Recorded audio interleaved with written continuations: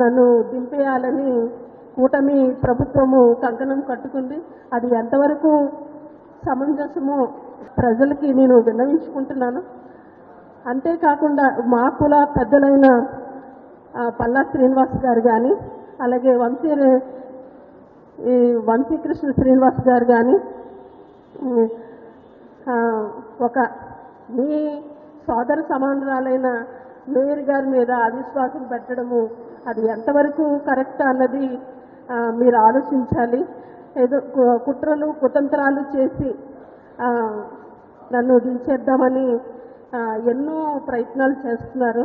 ఒకప్పుడు మీరే నాకు మేయర్గా అప్పుడు ఇచ్చినప్పుడు మీరు మేయర్ అవ్వలేదని వంశీకృష్ణ శ్రీనివాస్ గారు మా యాదవని కంట కన్నీరు మంచిది కాదు, జరగబోయేది చూస్తారు అనుభవిస్తారు అని అన్నారు.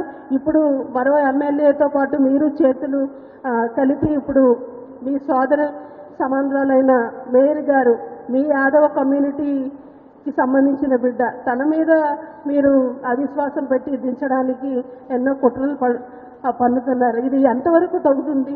అది మీకు న్యాయమేనా?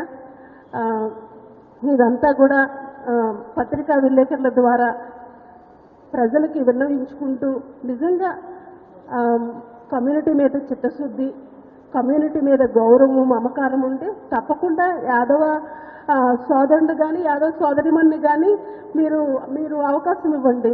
దానికి మేము ఎప్పుడు కూడా స్వాగతిస్తాము. అంతేగాని ఇలాంటి కుట్రపూరిత రాజకీయాలు చేసి ఒక మేయర్ని దించడం అన్నది ఎంతవరకు తగునని ఈ వేదిక ద్వారా మీ అందరినీ ప్రజలకి విన్నవిస్తూ సెలవు తీసుకుంటాం.